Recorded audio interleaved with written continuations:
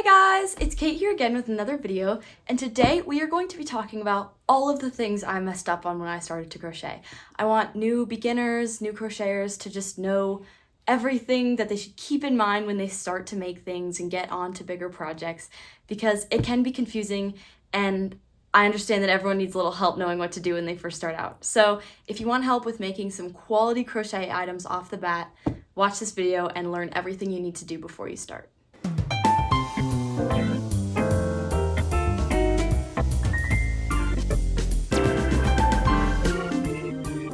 Alright, so the first thing you might want to figure out is yarn. I've made a lot of mistakes in the past with not knowing what type of yarn to use, so I'm going to give you some recommendations. Bernat, perfect for plushies. I love it. It holds up really well and it creates a really firm little plushie. And I love this guy. He's held up for like 2.5 years on simple Bernat yarn. That can look like this in the ball, and they have a lot of different colors and sizes. I normally shop at Michael's, and Michael's will have this type of yarn and a couple other chunky yarns. I love loops and threads. They have these types of yarns, which are medium weight 4, and those are going to be perfect for all your medium weight plushies, so like things like this, you know, simple scarves, nothing too chunky or too thin. This is perfect, medium weight number 4. For another chunky yarn, I definitely recommend Parfait. I love Parfait chunky yarn. They have the softest yarn. It makes literally the most comfy little plushies when I'm making them for art marts and stuff. People love them and they're a great sell every time. But Loops and Threads also has some very similar like deluxe chenille yarn, so it's all great quality. Just watch out for when you're using this yarn. It's mostly with Parfait, less so Bernat or anything else, but it can get a little bit frayed at the end, and when it gets frayed and the fluff falls off, a little string can come out that can make it unravel quicker. So you just want to be very careful when you're making your magic loops or pulling anything too tight. Keep it loose, be careful while you're making everything so nothing's unraveling or becoming like not fluffy or weird like that. If you're making something for a baby, I love baby soft yarn. It's Bernat and it's from Michael's. It's super easy to work with. I love it because it's really soft and easy and it can make a really stretchy design. And also it has a medium weight 3, so this is a little bit of a lighter yarn. Remember this when you start because you might need to adjust your hook size and your tension accordingly. And that can make things like this, which is, as you can see, soft, malleable, perfect for babies. Bernat Velvet.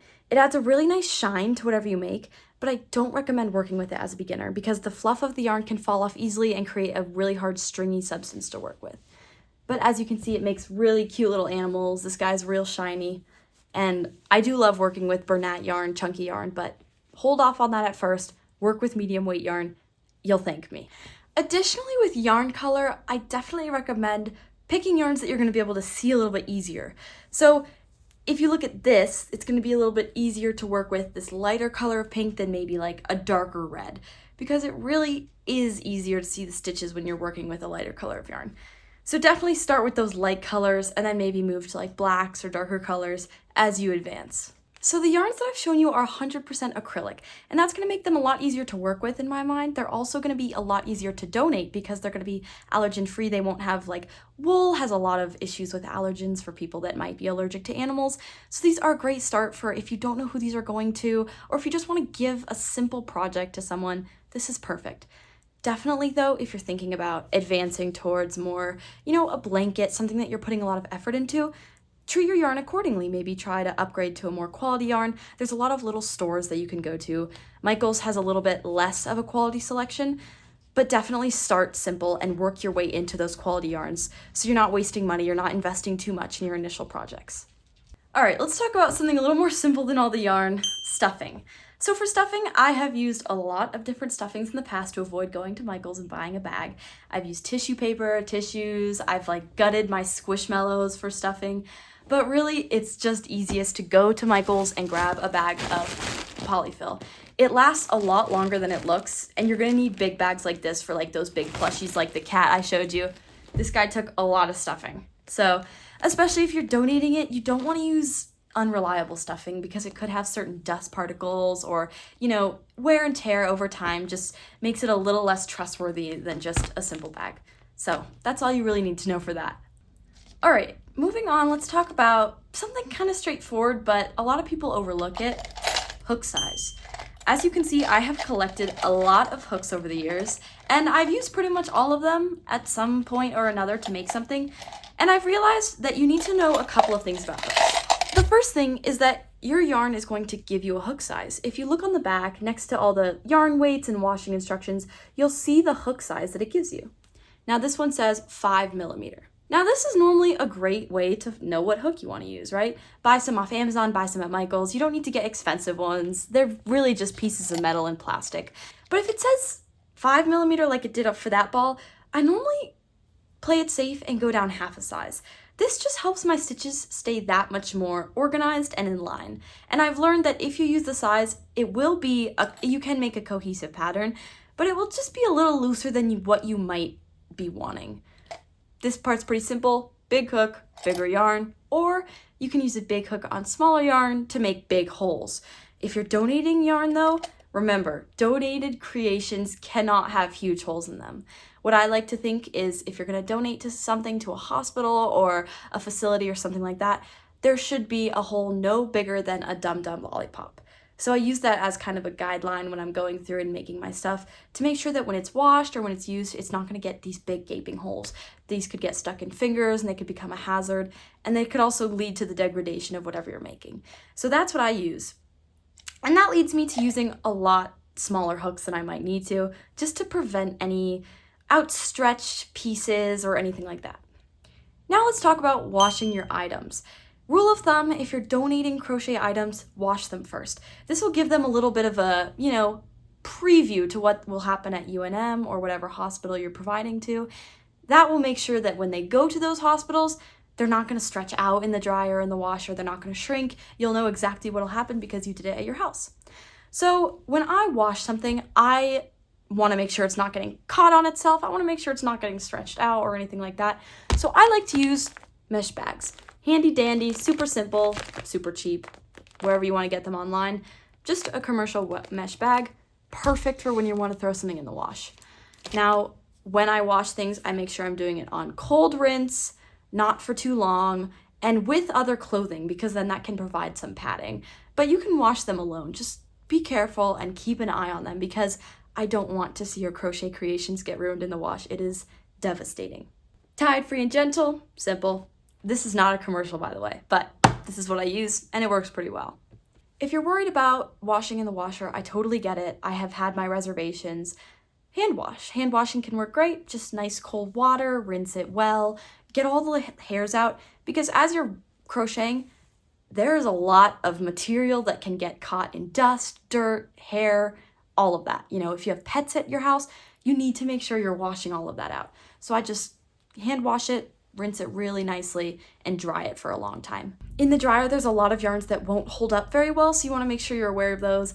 Off the top of my head, I know polyester, cashmere, mohair, and wools are going to be definitely on high alert for shrinkage and changing shape in the wash. So you just want to make sure you're watching those as you wash them, and check the yarn labels for sure. So they should tell you on the label what's safe, instructions for good washing, and just be careful, because oh my gosh, I have been burned in the washer. Do not mess up your items through the washer, because I'm sure you're going to make beautiful stuff. So that's just a simple thing that can make your items safe for donation. Next, let's talk about weaving in ends. This is really going to help you when you want to wash those items, because when you weave in an end correctly, those items are so much safer in the wash, and especially when they're being worn. And when you give them away, you can trust that they won't unravel, they won't be at risk of just falling apart. So definitely weave in your ends, because that will save you so much strife down the line. Trust me, I have learned the hard way.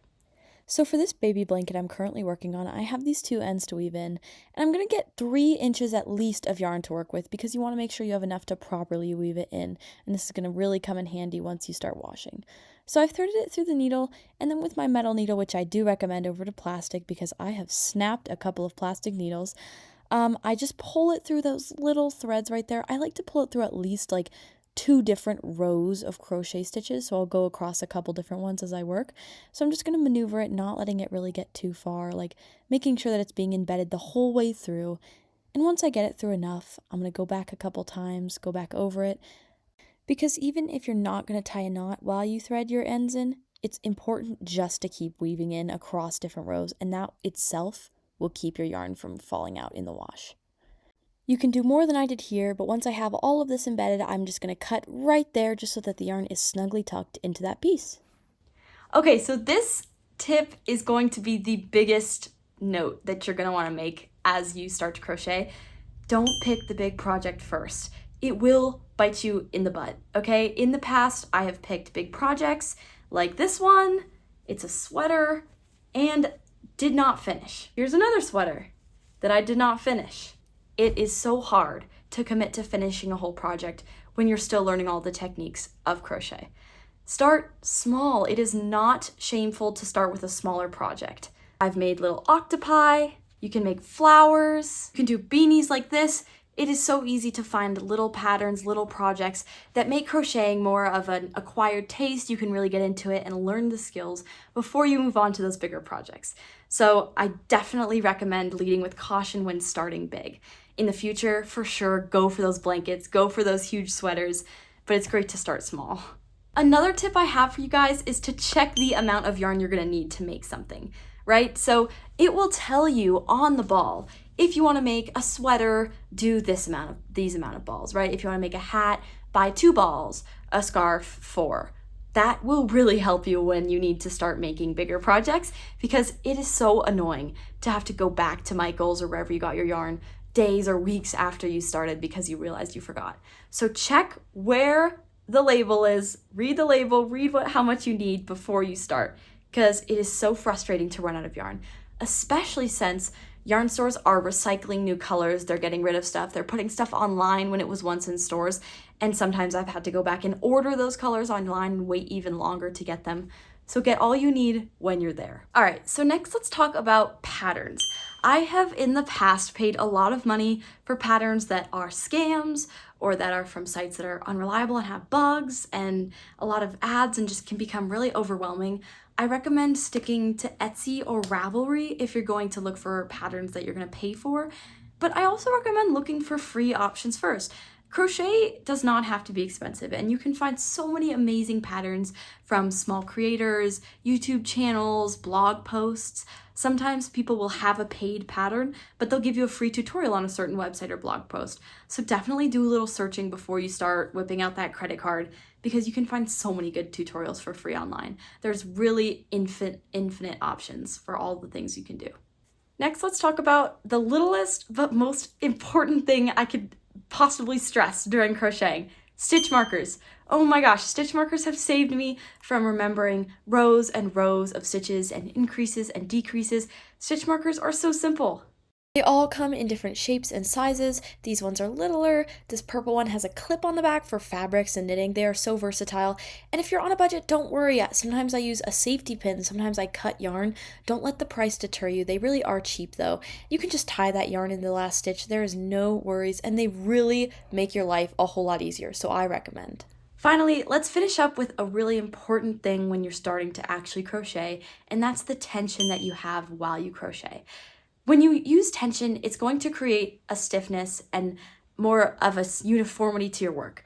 But if you're using different tension across your work, it can make it really hard to make something that looks neat and uniform as you go. When I was a beginner, I definitely noticed that tension became an issue within the first chain. So if I'm going to use this yarn requires a 4mm hook. I have a little hack that might make this so much easier on you and definitely would have helped me out. So I grabbed this hook. As you can see, it should be a 4mm, but instead of using the 4mm, I'm going to pick up a 5mm. So I'm going to go one size up just to make sure that when I make that initial chain, there's not going to be any issue in the sizing and the tension. And basically, it's just going to make your chain look exactly like the rest of your work in strength and stretchiness and all of that. So I'm going to start with that 5mm hook instead. And when you start, just chain however many you need to. For show, I'm just going to chain a couple right here. And then once I have those, I can switch back from my 5mm hook to the 4mm hook and start my single crochets, half double, whatever you're going to do into those stitches. That's what you can do to make sure your tension stays constant throughout your piece. Obviously, once you get better and more comfortable with crochet, do what you gotta do. Go back to your normal 4mm, but this can just build confidence as you begin so that your piece looks a little more cohesive. Thank you guys so much for coming to my little informational session about crochet. I know it's kind of confusing. There's a lot to think about before you start, but you got this. Just remember those few things that can really help make the quality of your crochet increase and start you off on a great journey. So thanks for coming along and happy crocheting!